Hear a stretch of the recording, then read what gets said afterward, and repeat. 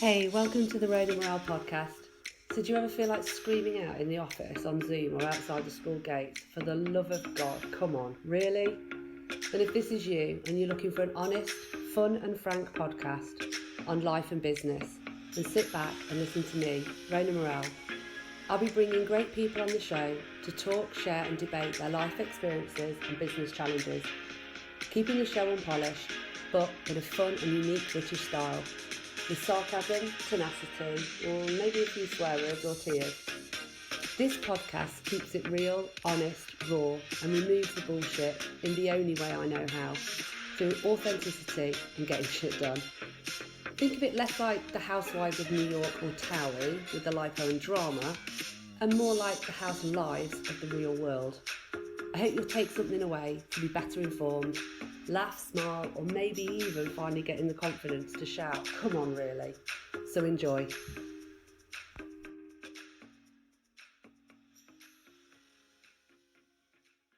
Hi, Dr Anino. Welcome to the Road and Morale podcast. How are you? I'm fine, thank you, Rona, and thank you so very much for having me on your podcast. Oh, honestly, for all the listeners out there, I'm genuinely honoured to have Dr Anino. Now, I'm delighted to introduce Dr Anino, who's the founder and managing director at Avandis Consulting.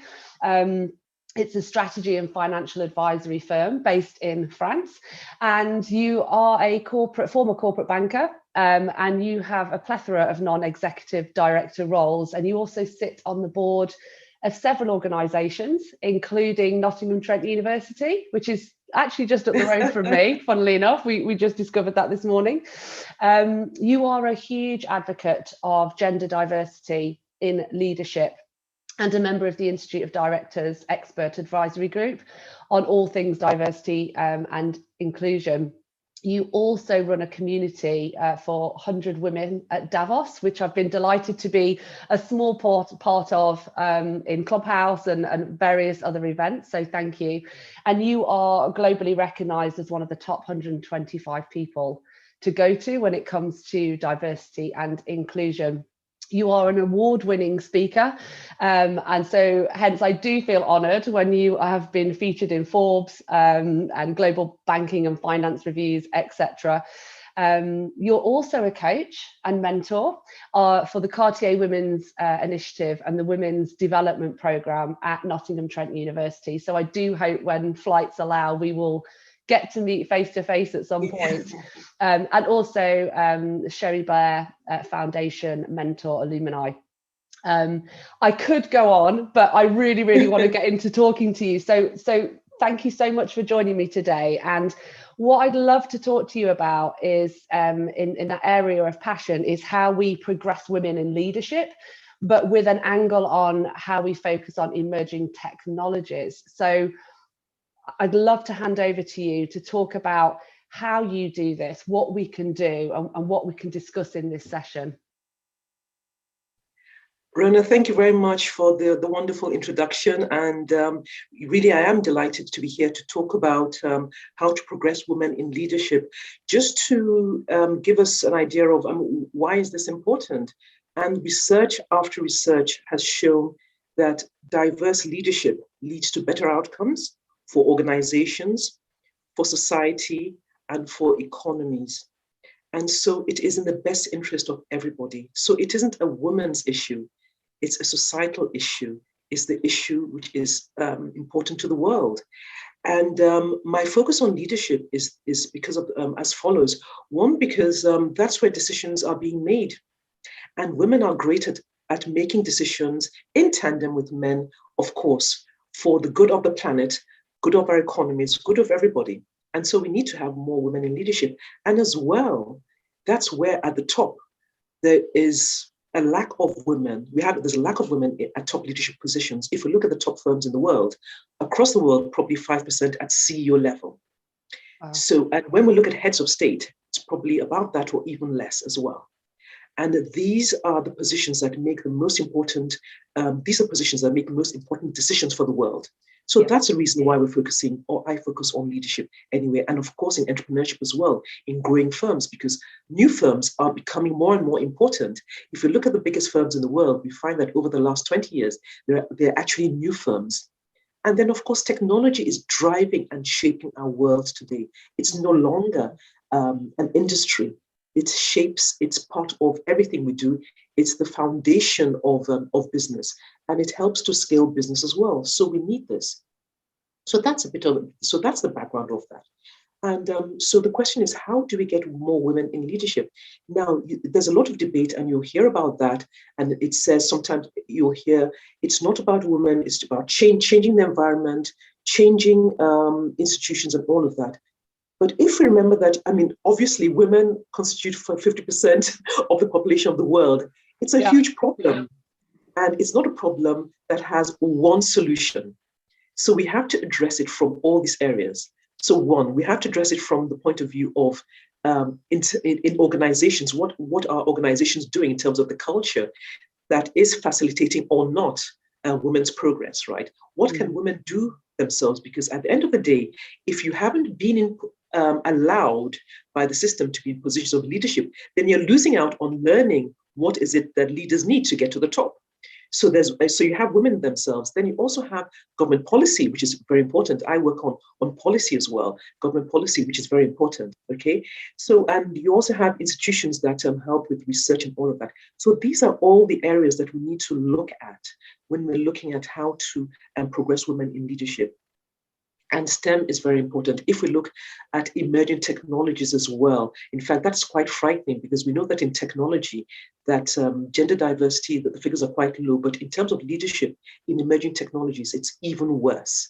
Wow. And yet emerging technologies will determine a lot of what it is, how our lives are being run. Artificial intelligence in robotics, Bitcoin, for example, blockchain, and fintech as well, financial inclusion. So it's quite worrying, and we need to get onto it now and not wait for another 200 years and try to deal with it then.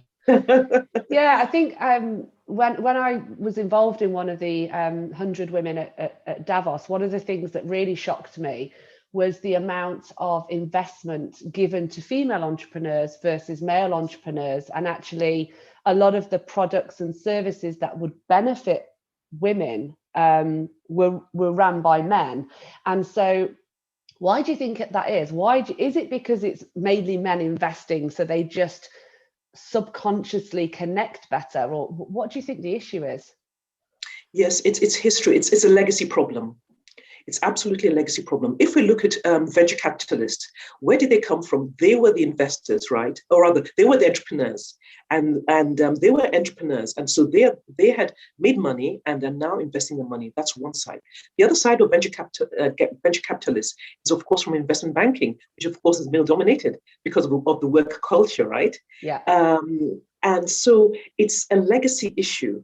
And because the entry points into venture capitalism has been from male-dominated areas. So that has been the history and the legacy. Mm-hmm. And also, when you look at the finance sector in general as well, leadership has been male-dominated for historical reasons for hundreds of years. If we remember, even in the UK, France, and America, it's only in the 1960s, 1965, if I'm not wrong, that women were allowed to open bank accounts without having their husband's approval. So it is relatively recently, in the last 50 or so years, that women have actually really been allowed to run their affairs. And banks, right, financial affairs, have been around for hundreds of years. In fact, if you look at the history in Florence or whatever, it's I think about the sort of Middle Ages, sort of 15th, 16th century, right? With Banco, came from Banco the bench, right? Trading. Right. So if you look at that history of centuries, and yet it's only been in the last 50-something years that we've had the freedom to make decisions. There's a huge legacy issue. So the banking institution wasn't made, and the service weren't made for women.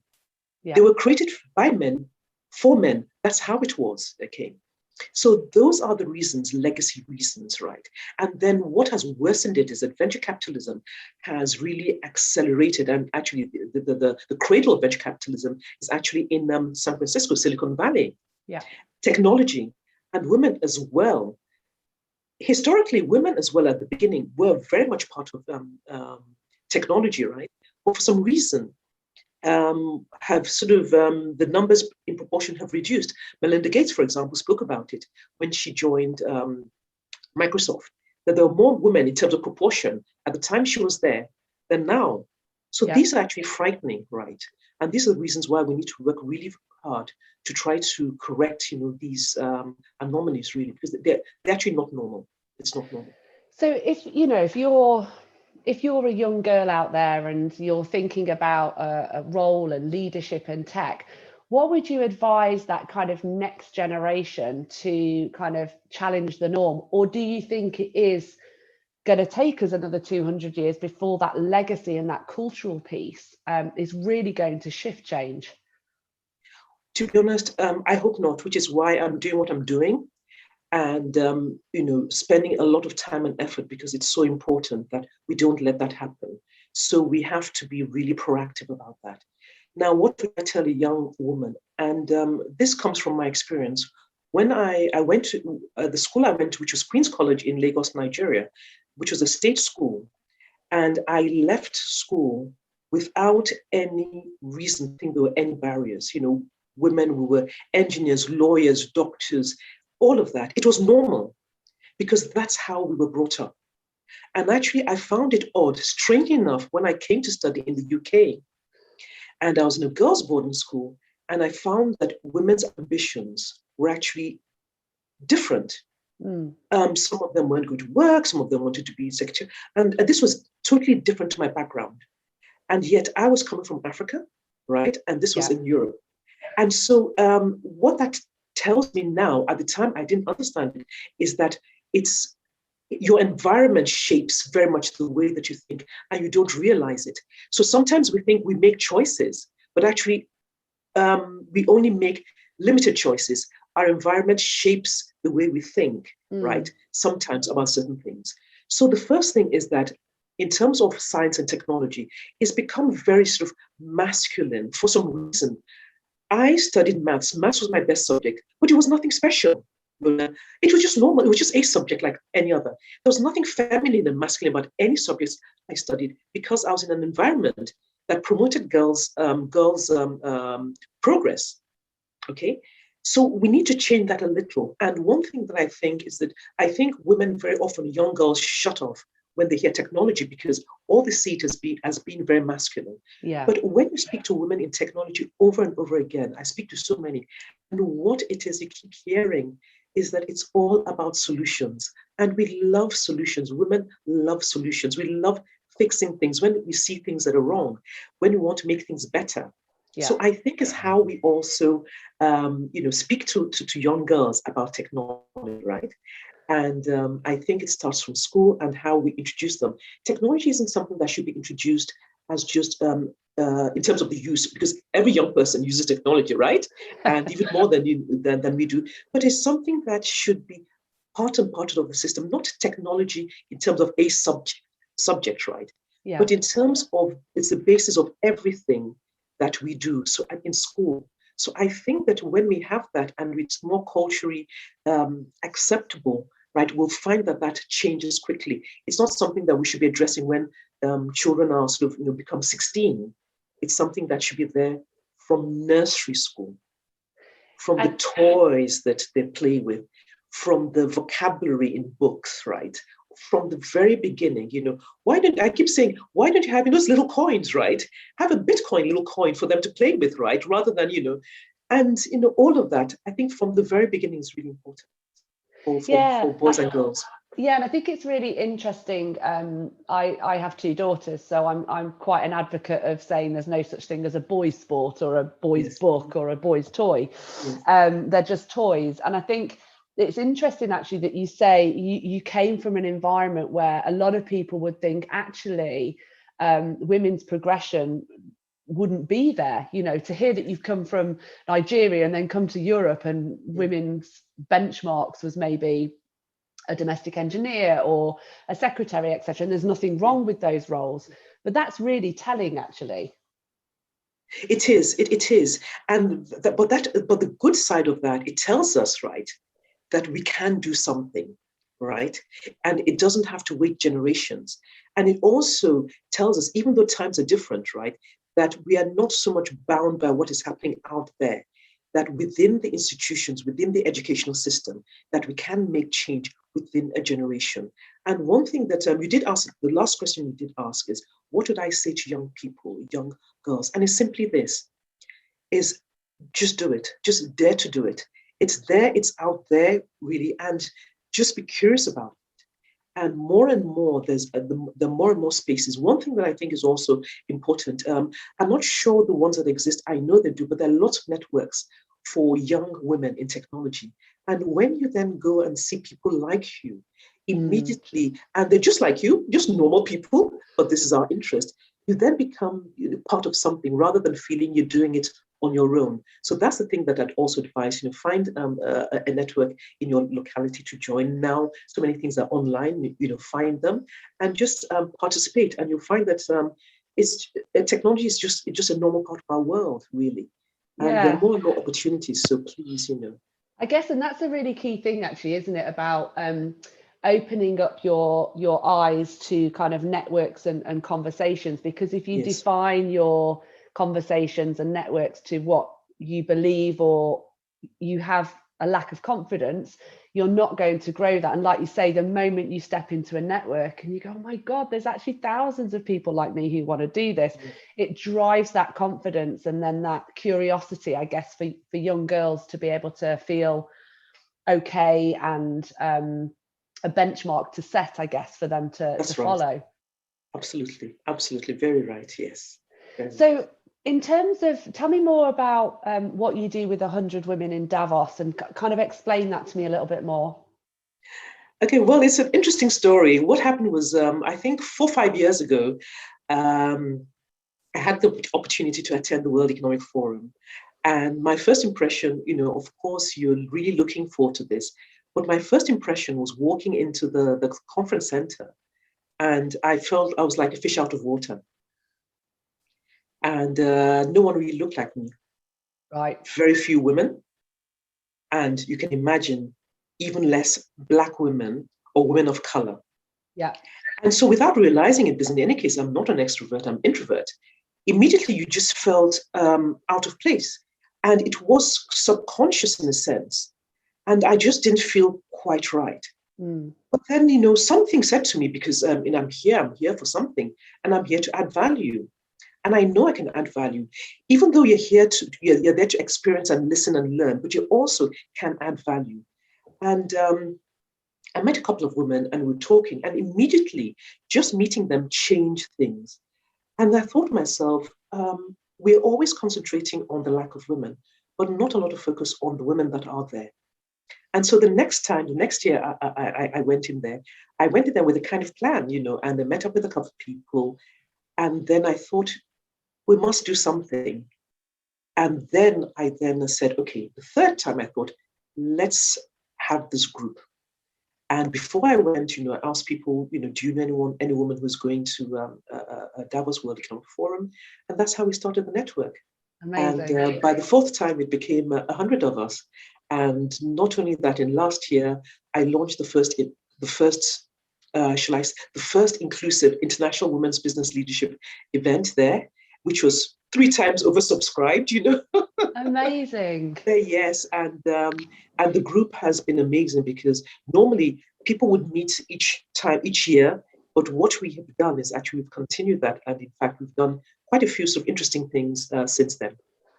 So do you now kind of obviously use that network in terms of connecting, and do you kind of meet throughout the year as well? Absolutely. Obviously, we haven't been able to meet physically because of the pandemic and the restrictions, but we have met online.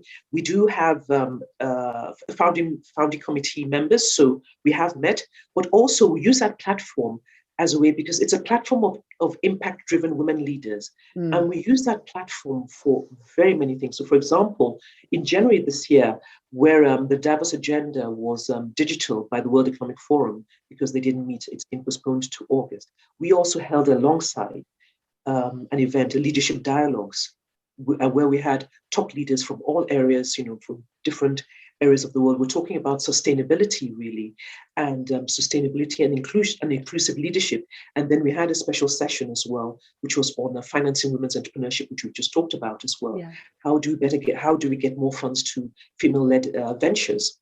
And so we've used that as a platform to bring in leaders of thought leadership, right? But also to help women in terms of their visibility, for example. Yes. So we are recognized. So, for example, I've had top leaders, approach me when they are interested in women to promote. We have one which will come out soon, promote globally for different reasons or for boardroom appointments or whatever. So people recognize us, or sometimes we are given invitations to invite the group to top leadership events as well. So it gives that visibility to women. It also allows us to be able to share experience with other women, right?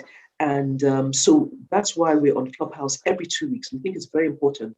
And it's all about giving value to other women for them to be able to hear from us, right? And ask their questions and how we can help them.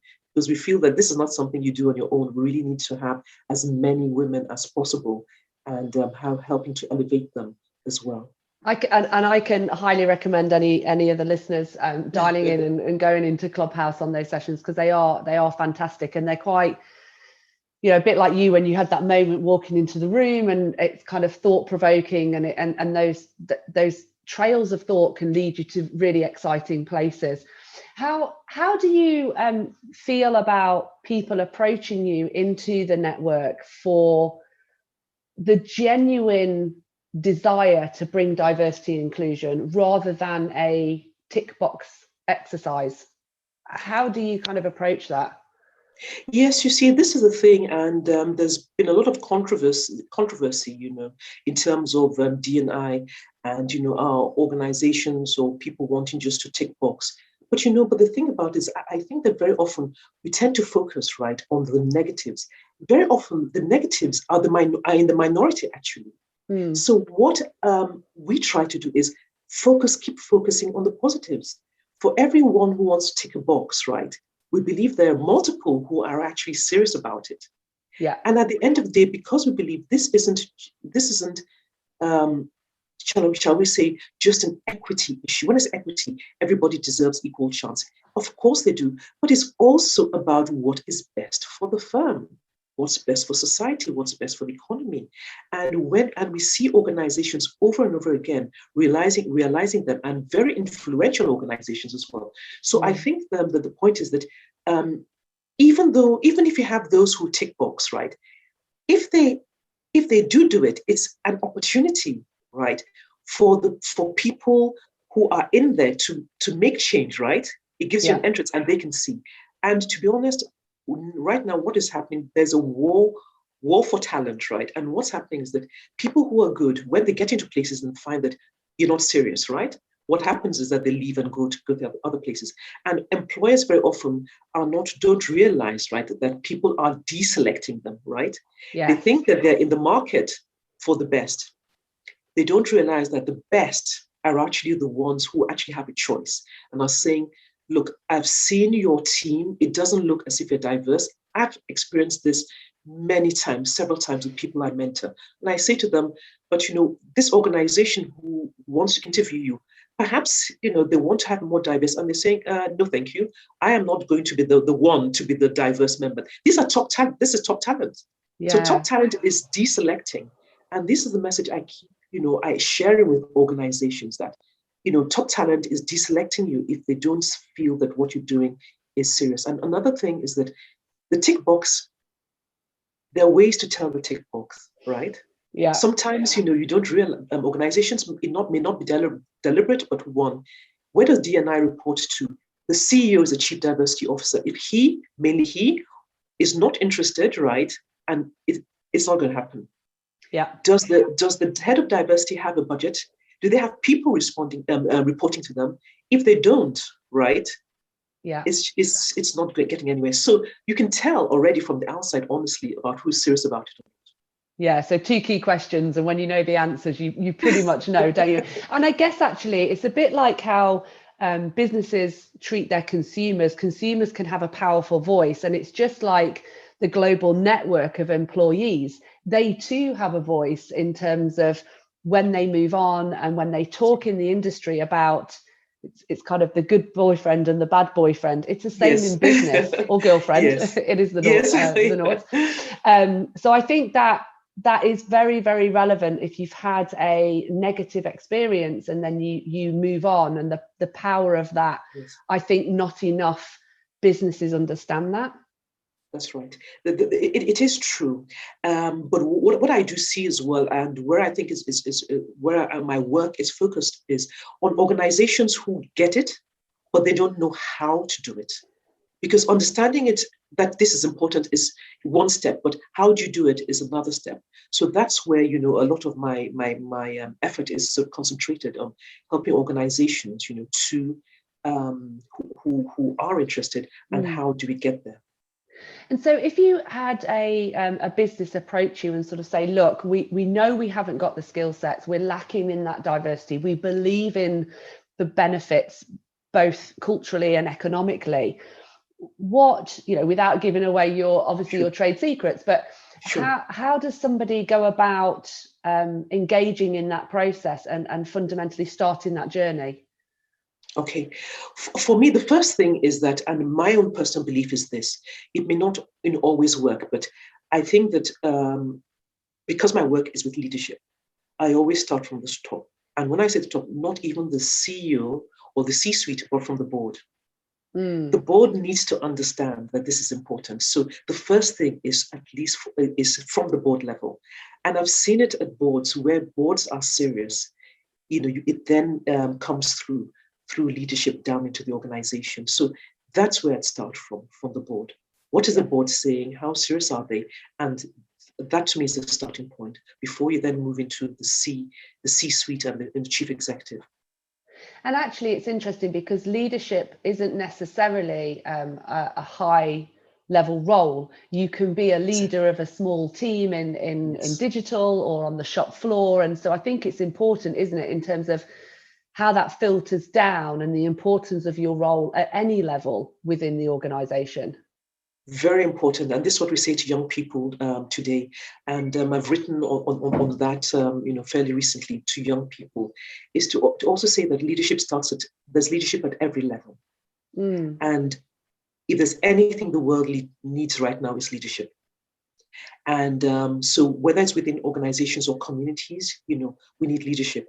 And so therefore, people should start to feel that they are empowered, and they have, they do have the possibilities to influence, because leadership is about influencing as well, because people need to believe in what it is you're saying, and you need to show by example. And so there is the possibility. So leadership is very important right now.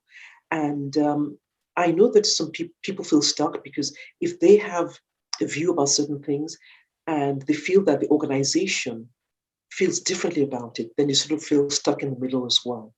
But if the top leadership does believe in this, then it should be something, you're absolutely right, that people take throughout the organization, right? And say, yes, we can see that that leadership, this is important, and this is what we can do to contribute. And you find that because change, diversity and inclusion requires cultural change within organizations. Yeah. And culture is about people, is what people do and how they react. So when the people lower down in the organization take charge and say, yes, we believe in this, right? And this is what we do, and they change behavior, then absolutely, things start to change. And change very quickly. And I think it's really interesting when you, when I was a young female, I guess, in business, there was always this assumption that the people at the top of the chain knew everything and they were experienced in everything. And you soon actually realize that that's not necessarily true. And I think what's refreshing with the young talent in businesses is they have an inept way to ask the obvious questions that make you stop and think and go, wow, I've not thought of it from this point of view. And as you say, they're all on tech, so they kind of know what's new and how to use it, and they're full of ideas. They're still in that kind of child mode of why, and I think we need to harness that more. And where you have a board, look at those opportunities to bring in some of the youth within your organization, to elevate them into that process, so you have a real circular thought and allow them access to ask those questions, because I think they come up with some incredible mic drop moments where you can see people in senior positions kind of go, oh, I haven't thought about that, or that's a really good push. So I think where organizations can encourage that bottom up, empowerment, risk taking opportunities, you see the general sort of passion that the business has. And I think culture and passion is such a huge thing. So you really you hit the nail on the head. Very important.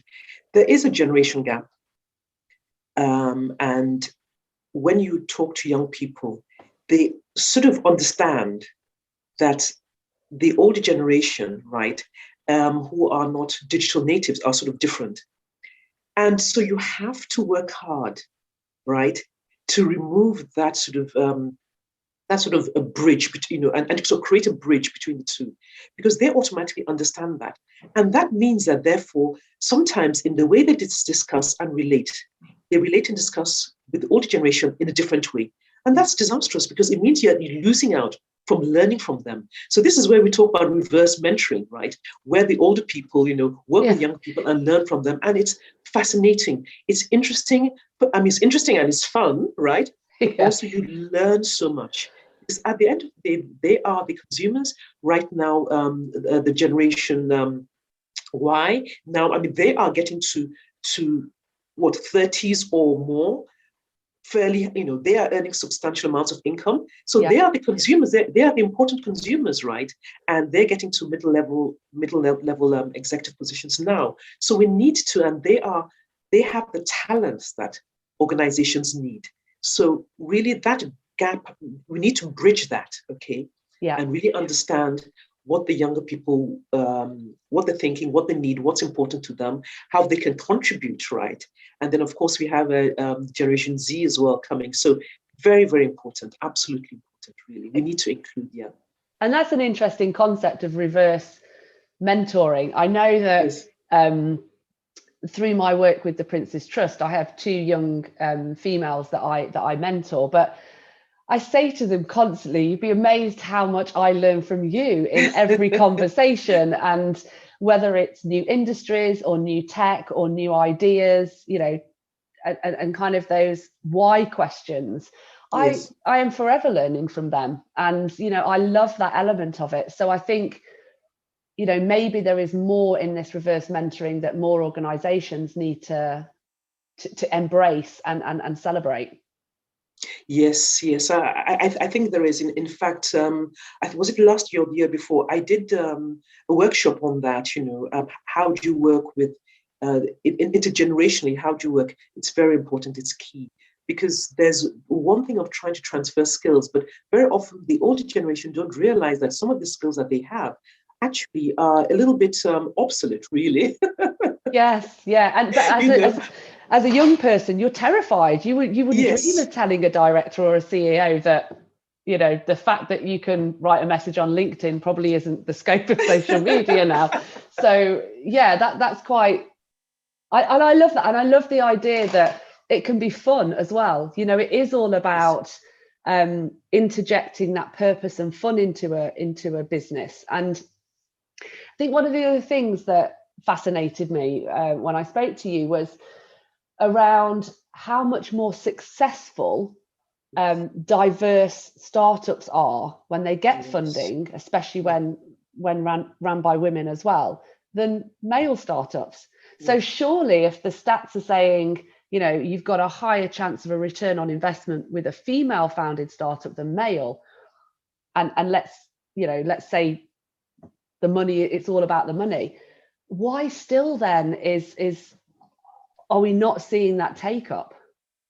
You know, this takes me back to a question I had in a different area, I mean, which actually had to do with finance and entrepreneurship, right? But this was when I was doing my doctorate many years ago. Because when I was during my studies, and we're talking about, I was researching or looking at how cultural change affects decisions, right? Decision making in terms of granting loans and all of that. And in terms of looking at the theorists in this area, I had an issue because I said, no, this doesn't happen in this way from my experience in banking, right? People behave in a certain way. Why are the theorists not looking at this? And I couldn't understand, and these were, seminal articles until one I read, and I think it was a top researcher in economic sociology. And what he said was this, and was really interesting. Not in a paper, but he said this, that the research that I've been doing does not cover cultural change. It only covers change that happens through change in laws and practices. You know why? Very simply, because cultural change, he said, can take 200 years. And so if we're trying to research something that's going to take 200 years, we're not going to get anywhere, right? Yeah. So the point of that is just to say that cultural change is very difficult. So you and I, everybody, you can know about something, you know that this is better, but culturally, it's difficult to change our practices. So people know and people are aware, but it's not so easy to change. Culture tends to change when you have a sudden event, right? Usually something which is like a disaster or something. Yeah. For example, the stock exchange, or something happens. The pandemic, for example, is one. Okay, culture is very often difficult to change. So this is why you have to really work hard at it, right? And take things which are happening today and use that as a way to make things happen.